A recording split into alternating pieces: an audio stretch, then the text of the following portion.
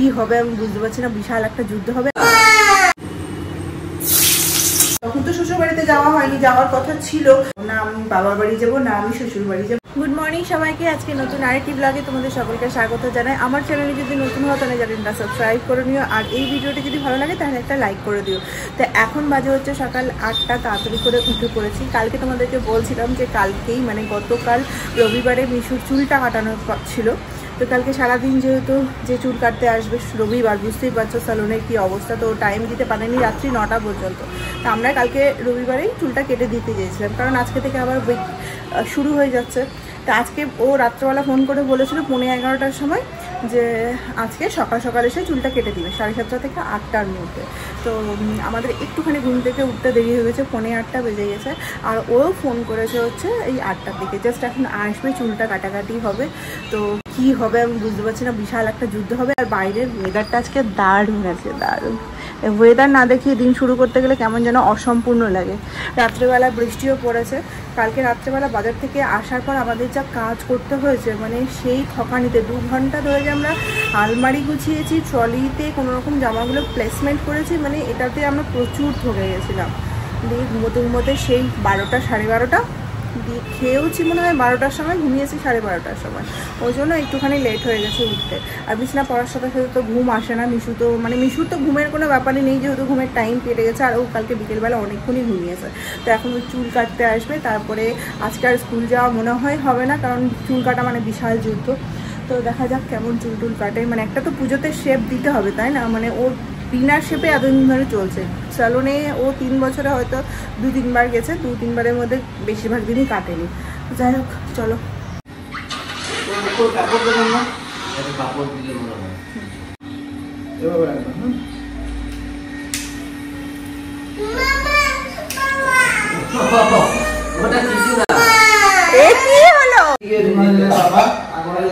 আধা ঘন্টা ধরে যুদ্ধ চললো চুল কাটা নিয়ে। দেখো কি করছে, নড়ে না।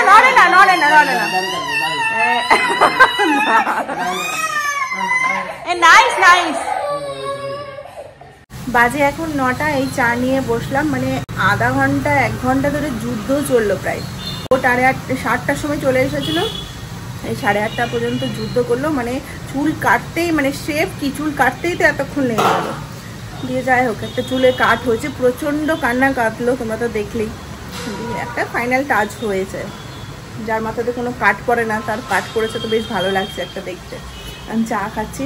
আর এদিকে মাসিও চলে এসছে, ভাত আলু ভাজা হচ্ছে। কালকে পরশু 2 দিনই আমরা বাজার যাইনি সবজি করতে, কারণ সবজি বাজার করবো না করে এখন মনে হচ্ছে কী রান্না করবো। কালকে তো পনির রান্না করে দিয়েছিলাম। আর সোয়াবিন খেতে আমার খুব একটা ভালো লাগে না, সোয়াবিন প্রচুর রয়েছে, জানি না কী রান্না করবো। সকালের দিকটা যাক, আলু ভাজা ডাল ভাত দিয়ে তারপর দেখা যাবে। চাটা তো খাই। মিশুকে স্নান করতে পাঠিয়ে দিলাম, ও স্নান টান করেনি, ওর বাবাই ওকে স্নান টান করিয়ে দিবে। এদিকে আমি বিছনা টিছনা সমস্ত কিছু গুছিয়ে দিয়েছি। বৃষ্টি ওয়েদার আছে, সব জামা কাপড় বলছি, বেডশিটগুলো নামালাম, কিন্তু আজকে কাচা যাবে না, যে কোনো মুহূর্তে বৃষ্টি আসবে। তো কাল পরশুর মধ্যে কেচে টেচে সমস্ত কাজগুলো কমপ্লিট করব।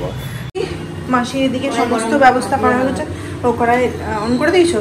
চলো, আজকে রান্না হবে হচ্ছে মাছের ঝোল। বাড়িতে সবজি কত আলু দিয়েছো মাসি? এত আলু হবে না, পিচা কেউ খেতেই চায় না, ওটাই ভালো। আস্তে করে দাও। রান্না বান্না শুরু করি, বৃষ্টি ওয়েদার আছে, তাড়াতাড়ি করে হয়ে যাবে। এখনো বলেনি গো মাছি, বরফ জল দিয়ে রাখো তুমি। কালকে অনেক রাত পর্যন্ত কাজ করেছি বলে আজকে একটুও কাজ করতে ইচ্ছে করছে না। মানে সারাদিন কালকে বসেছিলাম, রাতে এসে ঘুম ভেঙেছিল, কাজ করতে হবে, প্যাকিং করতে হবে, ঘরটা গুছোতে হবে। ওই ঘরটা কতদিন ধরে পড়েছিল, দিয়ে পরে রাত করে ফেলেছিলাম। দিয়ে রাত পর্যন্ত কাজ করে এখন সকালবেলা উঠে আর কাজ করতে ইচ্ছা করছে না কোনো রকমে। এই যে মাছের ঝোল করলাম 2 বেলার মতো করে। ভেবেছিলাম কি বলতো, আজকে বৃষ্টি ওয়েদার বলে মাসিকে বললাম তাহলে মাছ ভাজা আর খিচুড়ি খেয়ে নেবো। তারপরে ভাবলাম যদি এবেলা খিচুড়ি খেয়ে নিই, 2 বেলার তো খিচুড়ি খাওয়া যাবে না, মিশু খাবেও না, ওই জন্য ওর বাবাও খিচুড়ি খেতে চাইবে না। ওই জন্য ভাবলাম যে না, একবারেই রান্না করে নিই 2 বেলার মতো, তাহলে আজকের টেনশনটা কমে যাবে। তো এখানে মাছের ঝোল হয়ে গেছে, কাঁচা লঙ্কা মাসে একটু গরম মশলা দিয়ে দাও। এই মাছটা দিয়ে একটু ফুটিয়ে নেব। সবজিতে কিছু নেই, সবজি থাকলে হয়তো আলুর সাথে একটুখানি পটল বা বেগুন যদি থাকতো বেগুন দিতাম।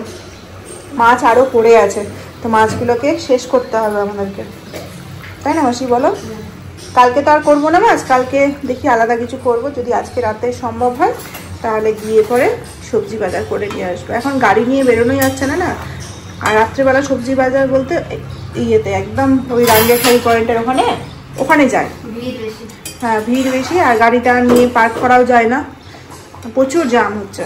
মাছের ঝোলটা হয়ে গেল, বন্ধ করে দিই। বাজে এখন 12:30। মিশুকে চুল কাটানোর পর কেমন লাগছে তোমাদেরকে তো দেখানো হয়নি। এই যে টার্ন অ্যারাউন্ড, বস একটু ঘোরো। এই যে মাশরুম কাট দিয়েছি, অনেকদিন পর চুলের একটা কাট হয়েছে, আর কি কিউট লাগছে দেখি বাবা। তোমার ভালো লাগছে চুল কেটে এতদিন পর? তুমি কান্নাকাটি করছিলে কেন? তো ভালো লাগছে, নাইস লাগছে, নাইস। তাহলে তুমি কাঁদছিলে কেন চুল কাটার সময়? মা করে মামা করে কাটছিলে কেন? তোমার কত ভালো লাগছে বলো তো চুল কেটে? হ্যাঁ, কাকতারুয়ার মতো চুলটা হয়েছিল, মাম্মা কেটে দিচ্ছিল। মাম্মা কাটলেও তুমি কাঁদো, আঙ্কেল কাটলেও তুমি কাঁদো, আর কাঁদবে না। হ্যাঁ, এবার প্রতি সপ্তাহে যাবো চুল কাটতে অভ্যেস করার জন্য। হ্যাঁ, একটু করে মাথায় কাঁচি ঠাকাবো, তাহলে অভ্যেস হয়ে যাবে।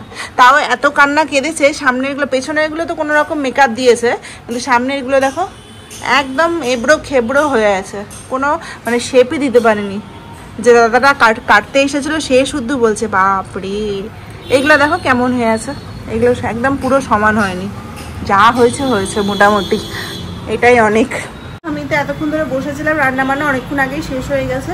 আর কি বলতো, আমার ফেসবুকে ভিডিও আপলোড করতে এত প্রবলেম হচ্ছে, আপলোড করতে পারছি না।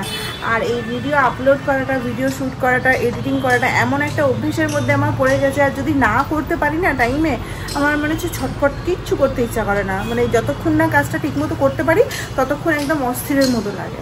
তো যাই হোক, ফেসবুকে আপলোড করতে পারছি না। আমার কালকে তো কোনো রকম হয়েছিল, আজকে তো দেখছি এখনও পর্যন্ত হয়নি।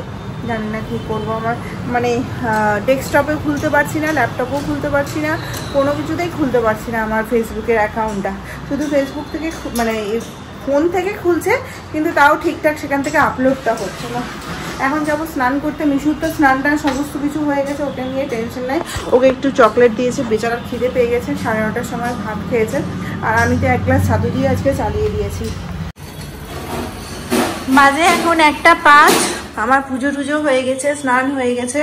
মাসি আজকে তাড়াতাড়ি যাবে, খাওয়া দাওয়া আজকে তাড়াতাড়ি করে নেব। তো আজকে তো কী রান্না হয়েছে তোমরা জানোই, এই মাছের ঝোল হয়েছে আলু দিয়ে। এখন খিদে পেয়ে গেছে, খেয়ে নেবো। ছাতু যদি খেয়েছি, দাও মাসি খাওয়া দাও। খিদে পেয়েছে? পেয়েছে বলো, হ্যাঁ পেয়েছে। কি পেয়েছে? কি পেয়েছে বলো, খিদে পেয়েছে? পেয়েছে। আচ্ছা, তুমি মাছ ভাত খাবে? চুলটা কেটে কিন্তু ভালো লাগছে। সারাদিন ওয়েদারটা মেঘলা মেঘলা ছিল, এখন বেশ খানিকটা রোদ উঠেছে। চলো মাছের ঝোল ভাত নিয়ে যাই। চলো চলো চলো, তোমারটা চলে গেছে। বাজে এখন সন্ধে 7:45, সন্ধে না, রাত 7:45 বাজে। এই জাস্ট মিশুকে পড়াশোনা করিয়ে উঠলাম, এখনো মিসেস না আসেনি, কোনো ফোনের খবর নেই, কিচ্ছু নেই।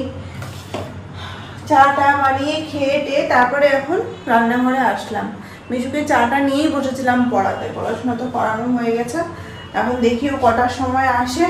মাঝে তো আমাদের একটু বেরোনোর ছিল, আমরা প্ল্যান করে রেখেছিলাম বেরোবো, কিন্তু এখনো পর্যন্ত কোনো খবর নেই স্যারের, কখন আসবে না আসবে কিছুই জানি না। এত বৃষ্টি শুরু হয়েছে, এত বৃষ্টি হলো, প্রায় আধা ঘন্টা ধরে বৃষ্টি পড়েছে। একটু দরকার আছে, কিন্তু ব্যাপারটা হয়ে যাচ্ছে সামনে পুজো চলে আসছে, শুনছিলাম নাকি পুজোতেও বৃষ্টি পড়বে। এরকমটা হতে গেলে তো খুবই খারাপ হবে, এর থেকে খারাপ আর কিছু হতে পারে না। সারা বছর বৃষ্টি নেই, আর পুজোর সময় এসে বৃষ্টি। আর এমনিতেই এবার পুজোরটা গন্ডগোল হয়ে গেছে, 2 দিন 3 দিনের পুজো, 4 দিনের 5 দিনের পুজোটা। তো যাই হোক, এখন এসে হচ্ছে ভাত চাপাতে। তারপরে আবার কালকে তো কিছু প্যাকিং করে রেখেছিলাম, আজকেও আবার কিছু প্যাকিং করতে হবে। আর এই প্যাকিং করতে করতে আমাদের অবস্থা খারাপ। তারপরে মনে হয় যে এমনিতেই তো আমরা ধরো সারা বছর আমরা এখানে থাকি, মানে দিনের পর দিন, মাসের পর মাস আমরা এখানেই থাকছি। তারপরে এই জায়গাটা আবার ছেড়ে যেতে তো একটু তো মন খারাপ করে পুজোর সময়। আমার এবার তো মন ছিল খুবই শিলচরে থাকবো, কিন্তু ব্যাপারটা হয়ে যায় মিস্টার না বলছে না বছরে একবার আমি তো তাও ধরো এই বছরে মাঝে একবার পুজোর পর আমি জানুয়ারি মাসে বোনের বিয়েতে গেছিলাম, তখন তো শ্বশুর বাড়িতে যাওয়া হয়নি, যাওয়ার কথা ছিল।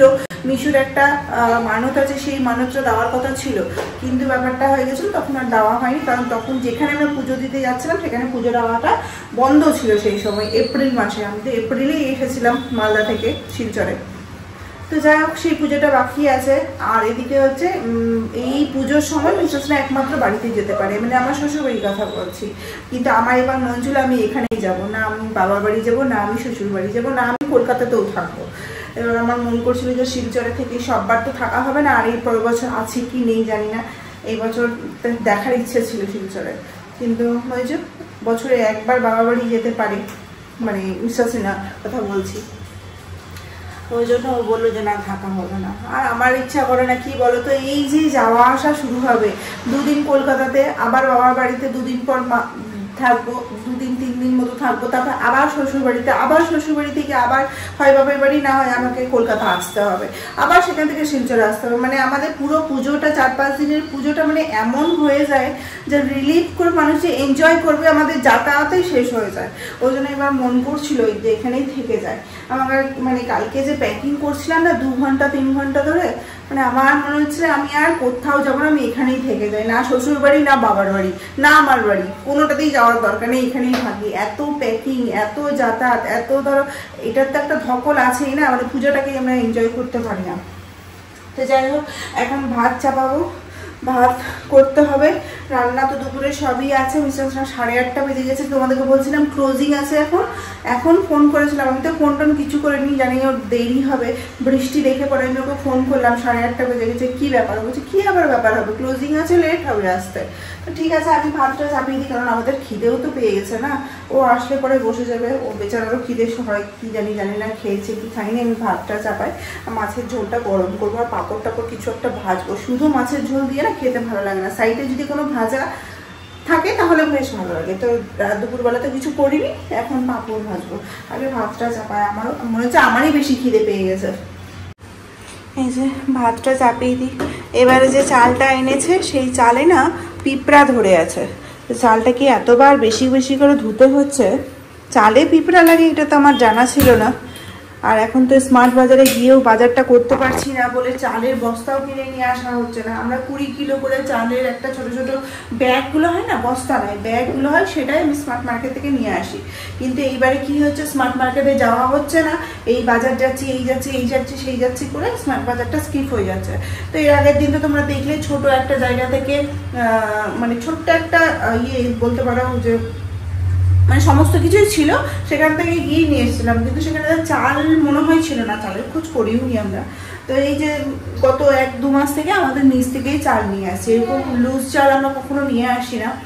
তো এর আগের বারে চাল এনেছিল তখনও দেখেছিলাম পিঁপড়ে ছিল, এইবারে চালটা এনেছে এবারে তো পিঁপড়ে, মানে পুরো পিঁপড়ে ভরে আছে, কিছু করার নেই।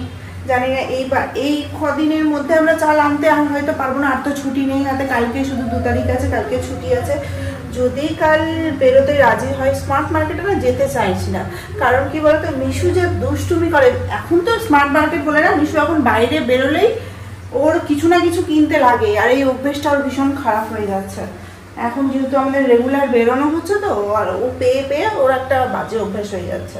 হ্যাঁ, আজকে ভেবেছিলাম সবজি বাজার করতে যাবো, হলো না, যা বাইরে বৃষ্টি পড়ছে, হবে কি করে, এই কেবলমাত্র ঢুকলো, 9:45 বাজে। কি কাজ করলে গো 9:45 অবধি?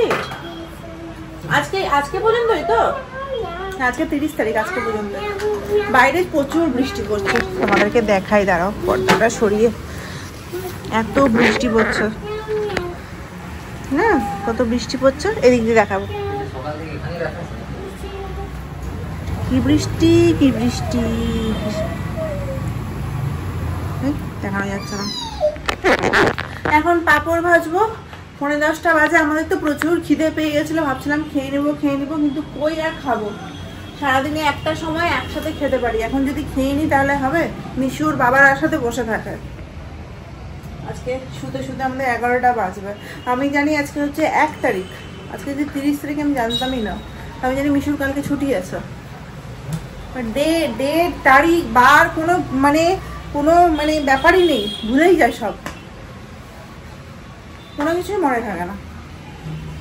আজকে পূজা ফোন করেছিল, পূজা ওকে বলছি কালকে তো ছুটি আছে, কালকে 2 অক্টোবর। বলছে কালকে না তো পরশু দিন। আমি ক্যালেন্ডার খুলে দেখছি, হ্যাঁ ঠিকই তো, কালকে তো আজকে তো 30 তারিখ, কালকে 1 তারিখ।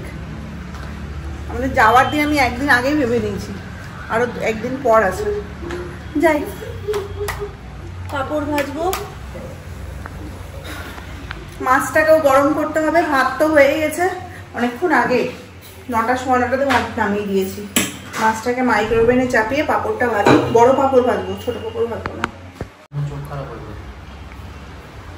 10টা 25 বাজে, আমাদের খাওয়া দাওয়া কমপ্লিট হয়ে গেছে। আর বাইরে প্রচুর অনেক জোর বৃষ্টি।